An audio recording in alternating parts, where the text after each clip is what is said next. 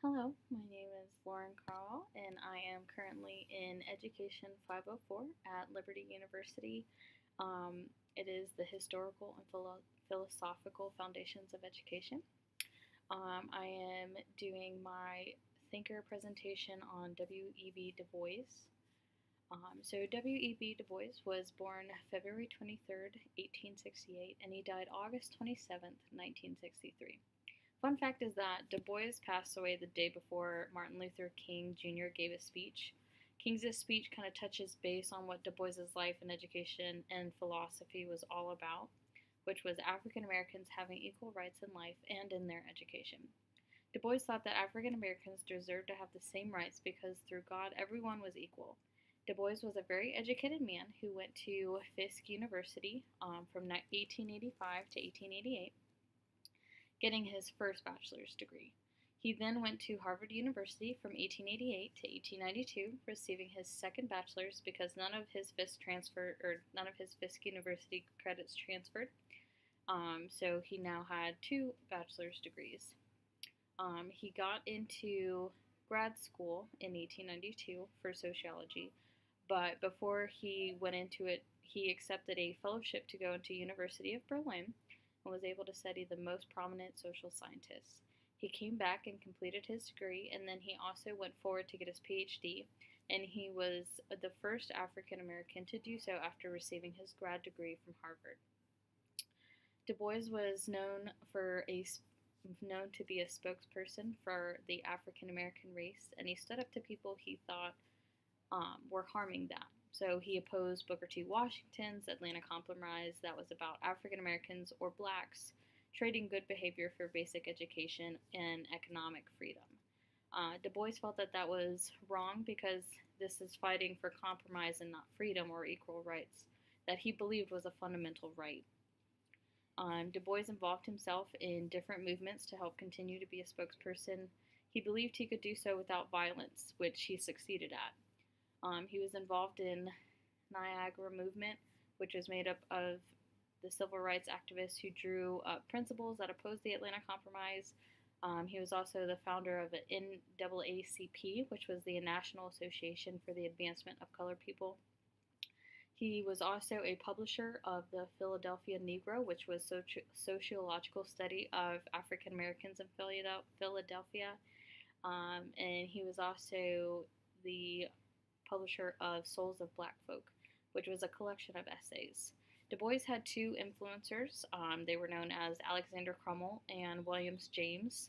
Crummell was an African American priest who never gave up on life no matter what came at him, like hate, despair, doubt. He also was able to use his problems in situations to reflect positively. Du Bois looked at Crummell as a reflection of his own life. Crummell is not well known in our history books, but his life was important. Du Bois thought that we put more emphasis on white man's accomplishments. He stated we always place weight on white African American history, but failed to focus on the success of the strong black man. James was the second one of Du Bois's influencers. He was a professor at Harvard and kind of played a big part of Du Bois's life.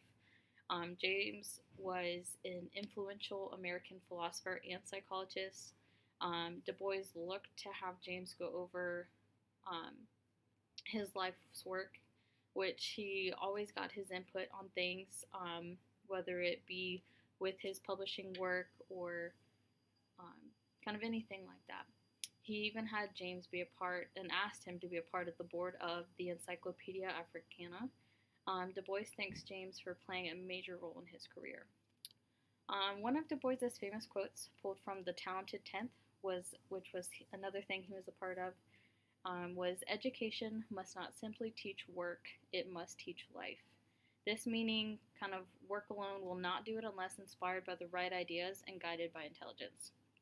So as you can see, Du Bois had made a strong impact on had such a great foundation on African Americans and their right to be equal. Du Bois's impact on education can be seen every day in our integrated public school systems, and I feel like they're only getting better.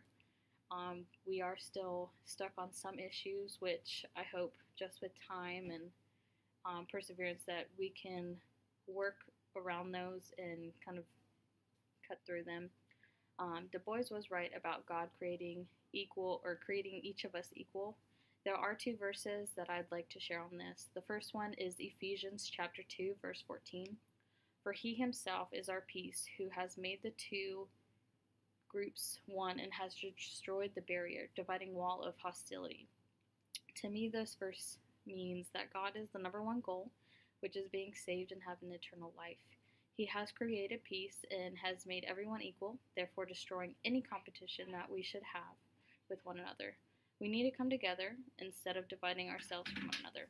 The second verse is from Malachi chapter 2, verse 10. Do we not have one Father? Did not one God create us? Why do we profane the covenant of our ancestors by being unfaithful to one another? This verse makes us think who we came from, who created us, and it makes us stop and reflect. God did create every single one of us to seek out our path, but he did not create us to think unkindly of one another, to think that we are higher than, or to act like we are God to set such judgment on people who are different. We are to look at each person as we are brothers and sisters of our Father.